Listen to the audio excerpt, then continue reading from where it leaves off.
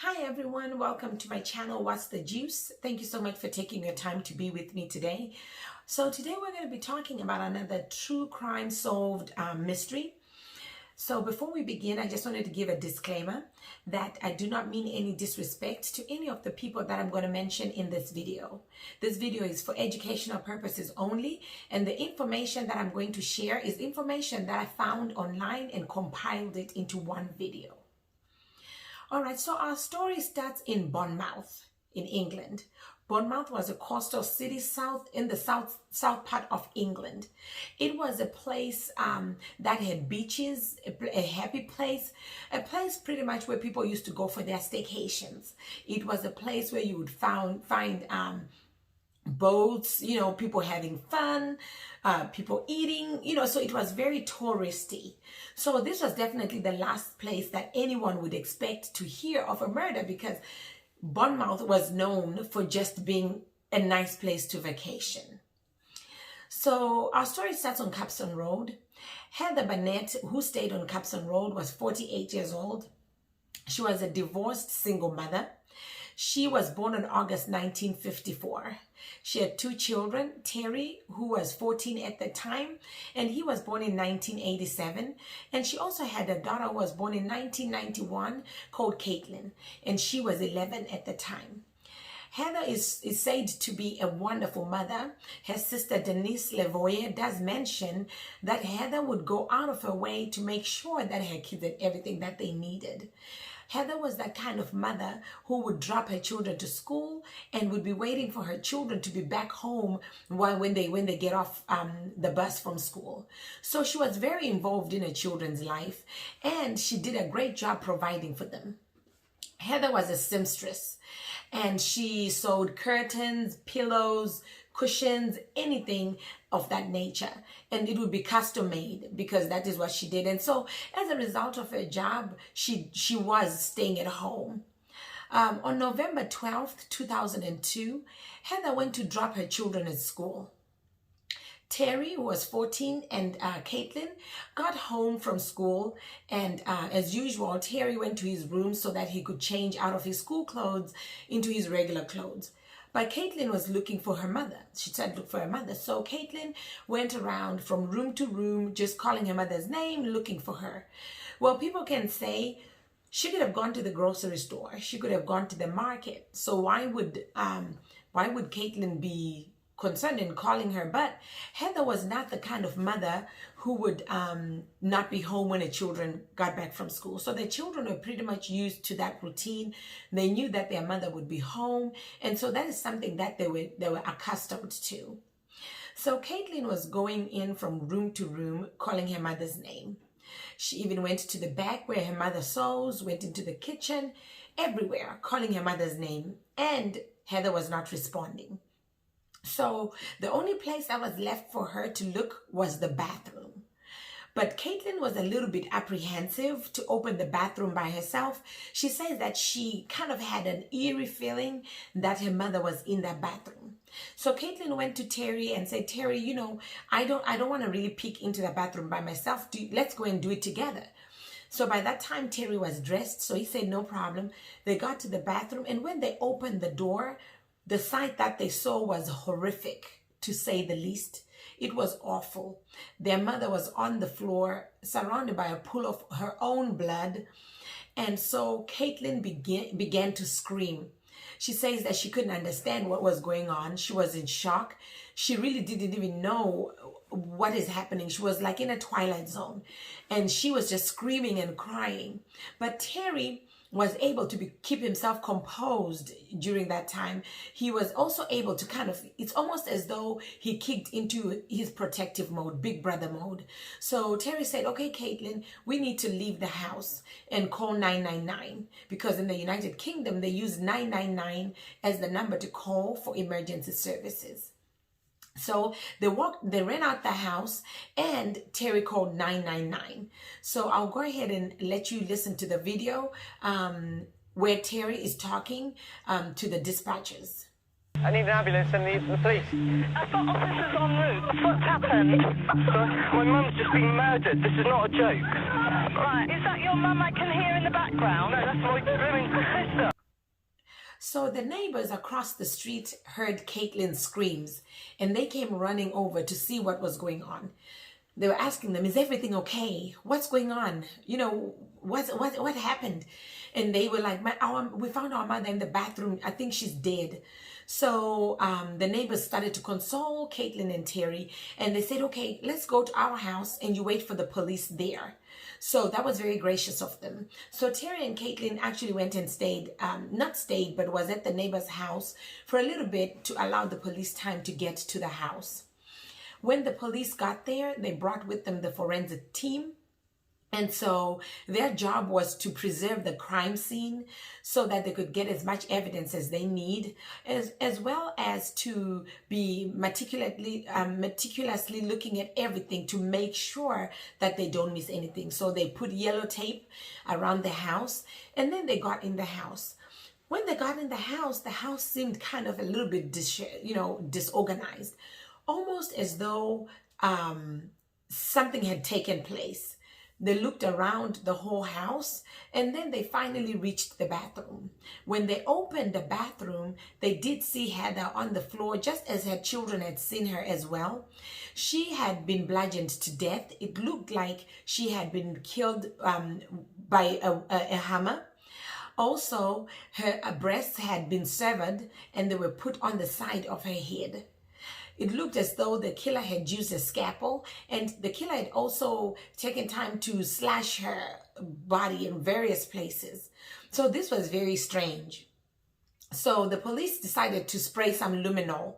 Luminol is a substance that police spray in a room where they believe that blood is present, but they cannot see it. So they wanted to spray luminol in the living room and in her room where she sews, everywhere, so that, because the bathroom was obvious that it had blood, but the rest of the house, they wanted to see if there was blood anywhere else. So when they sprayed luminol, what lit up were footprints that were made in Heather's blood. So it's like they saw the footprints, and the footprints were very particular. It was almost as though they were made by a special shoe. It was like they were made by a trainer Nike shoe. They looked like to be maybe size 9, 10, but they were not quite sure. But the thing that struck the officers and the forensic people the most was the fact that these footprints that were made in blood went only a little way, and then they stopped. So they did not proceed to walk out of the house. So when they put the luminol, they did not see these footsteps walking out the house. So it obviously gave them the perception that is the killer in the house, but they knew the killer wasn't in the house because they had taken time to look everywhere in the house, and they knew that they cleared the house, so they knew that the killer was not in there. So the police were beginning to theorize and to think, about possibilities and what they can think probably happened. And what the police believed had taken place was that the killer had brought in his own shoes as well as clothing and changed out of the bloody clothes and out of the bloody shoes. So that is the reason why there were no footprints. Also, in the bathroom, they saw a green towel that had blood on it that looked like someone had used it to clean themselves. The police obviously, were like, okay, whose towel is this? They needed to make sure if that is Heather's towel or if that is the killer's towel. So they asked Terry and Caitlin, if they knew anything about this green towel. Is it a towel that they're used to seeing in their house? And Terry and Caitlin said no, they'd never seen that towel before. So that made the police think that, okay, so the killer also brought a towel, but he had forgotten that towel. So that towel was bagged up and it was sent for DNA testing. So when the police came out, they were just wondering and, trying to figure out what was going on, trying to talk to people and, kind of survey the situation. Usually when police are investigating a crime, they start by looking at people who are most closest to the victim. They start to talk to family members, if it's a husband, a girlfriend, boyfriend, children, whoever is closest to the victim. Those are the people that they start with because they want to eliminate them and continue investigating. So the police did that in this situation, but then they also decided to start talking to the neighbors just to see if someone had heard something. Maybe someone could have seen a car that they didn't recognize in the neighborhood. Maybe someone could have seen someone who was walking in the neighborhood that did not appear to belong there. Maybe someone could have seen or heard anything. So they decided to start talking to the neighbors, and they decided to go to the neighbor who was consoling the children. This neighbor stayed across the street from Heather, and so they knocked on his door and asked, if they could come in to interview him, and he said that's fine. So they walked in, they started to interview him. They assumed that they had a kind of like an idea that maybe Heather was murdered around 9 in the morning. So they asked him, like they ask everybody else, where were you during the time of the murder? And so the neighbor showed them a bus pass that he had that was stamped for 8:44 a.m. So he also told them that he was coming from a computer class, and so they realized that there's no way he could have been at the crime scene. So then one of the officers asked to use his restroom, and the neighbor said sure, and told him, go straight to the left, there's my restroom. So the police officer went in the restroom.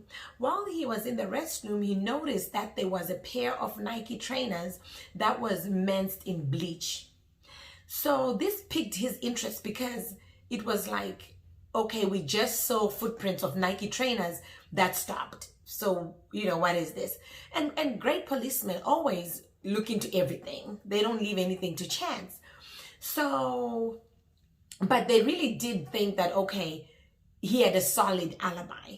So, they asked him about the shoes. He said, oh, he just gave an explanation, and they moved on with it.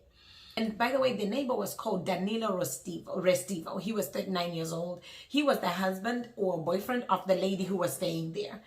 So they went ahead and kept talking to him. And then he mentioned that he had ordered some curtains from Heather.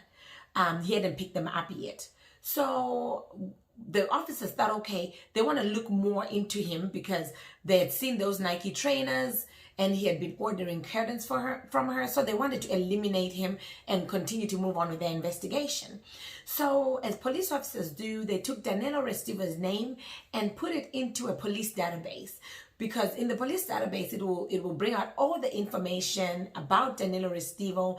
And what they were really looking for was to see if he had any history of violent crimes against women, battery, anything, assaults, anything in his history that could, make them kind of understand him more. So they looked at his background, and what they found in his background was very, very concerning. It was very concerning. So before we go further with that, I'm going to go ahead and give you some background on Danilo Restivo. So Danilo Restivo was a 39-year-old male. He was born in, Danilo Restivo was born on April the 3rd in 1972 in a city called Sicily in Italy. In 1993, he was living with his parents in an Italian city of Potenza. His father was a well-respected man. He was well known in the area. Danilo came from a very affluent family. His father was the director of national libraries. And so because of his position, he was well connected. He was connected to the magistrates in that area, was connected to the Catholic Church, and very involved in the Catholic Church as well. And so he was connected to people with power. So he had access to that. But Danilo Restivo was shy and quiet when he was growing up. He was really deemed to be the weird kid. He was that kid that kids didn't play with, that kid that kids made fun of, picked on, and, just they called him awkward. And so this didn't end in elementary school, but it continued till he was in college. And so it continued. People still would make fun of him. They called him weird. They would call him awkward. Occasionally, Danilo would try to date girls, and he would tell them, I have a present for you. And that's usually what he would do to date them. And the girls that would refuse to date them, he would call them and play Profondo Rosso, which is the soundtrack to a movie called Giallo, which was a movie about a serial killer. So I'll let you listen to the soundtrack so that you can have an idea what he would play the girls when they didn't reciprocate his advances.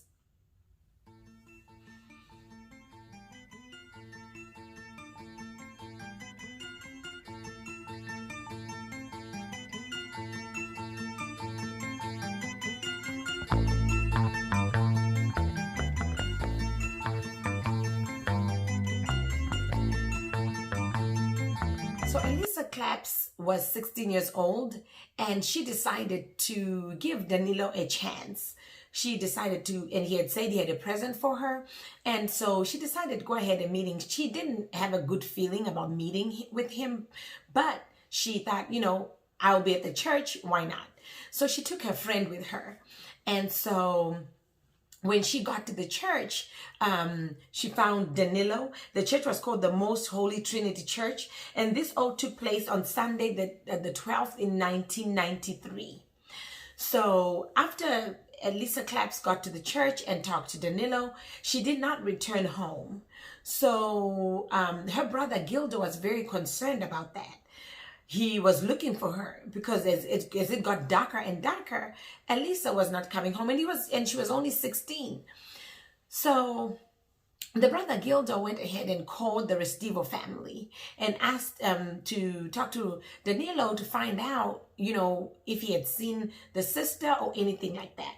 And Danilo told Elisa Clapps' brother that Elisa left him there, and she left him there praying. So he didn't know where she went because, he was praying at that time. So he was not able to see. After he talked to her, she left. So the brother asked to see if he could, to ask more information, but he couldn't get any information. The next time he called the home, he was told that Danilo Restivo had gone away from the home and he wasn't there anymore. So he also went to the church so he could talk to the priest. But when he got to the church, to the Most High Trinity Church, he found that the priest with the keys to the church was not there. So he couldn't talk to the priest, but he continued to look for his sister. Gialdo also went to the police. He went to the police to report his sister missing. And just as it is now, when you go to report someone missing, the police asks you to wait for at least 48 hours so they can make sure that the person is missing. And the reason they do this is because they don't want to pour in police resources and the person just decided to leave the house and take a little break from the life. And so as a result, they decide to wait those 48 hours. So that was the same thing that happened when Giallo went to report Elisa Clapps missing. The police did not seem too concerned. They did not see a state of urgency with that because, again, she had just been missing. They didn't know, did she pass by a friend's house? Where is she? So it was just something that they were wanting to do. But they got around to talking to Danilo Restivo, and they asked him, what happened to Elisa, because you seem to be the last person who was seen with her. And he told them the same thing that he told Elisa's brother, that she left and I was praying. When she left, I was praying. So I don't know where she went. She left, we talked, and she left. And so the police noticed that he had a cut on his hand.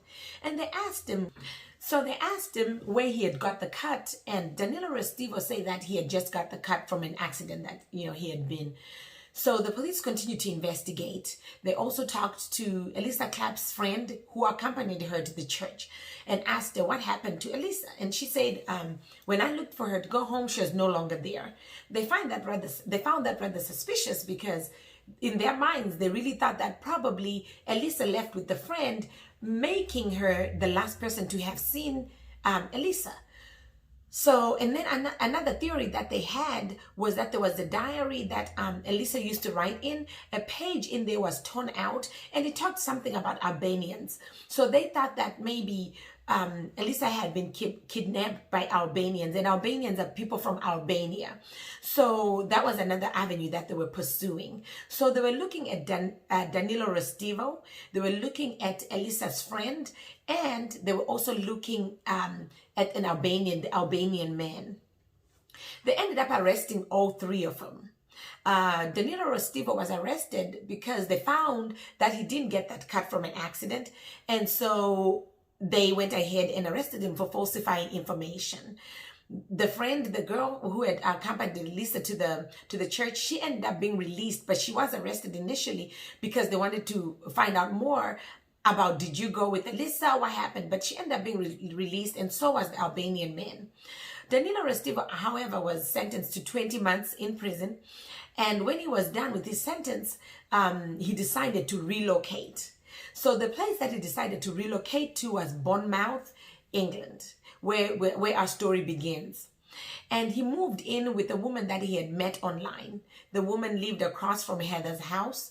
And so I think this is a good place for us to stop with our part one of this story. I know it sounds like you know who could have done this, but this story really has a lot of twists and turns. So I'm excited for you to hear the rest of the story and what's going to happen. So please tune in to my part two. I will post it in a few days from now. Again, if you have not subscribed, please subscribe, give me a thumbs up. Those do help me. Hit the bell button. And the reason why you should hit the bell button is that every time I post a video, you get an alert that I've posted a video. So when I post part two, you'll be able to see that I've posted part two. So other than that, thank you so much, guys, for taking your time to listening to me. And I look forward to seeing you again in part two. Bye-bye.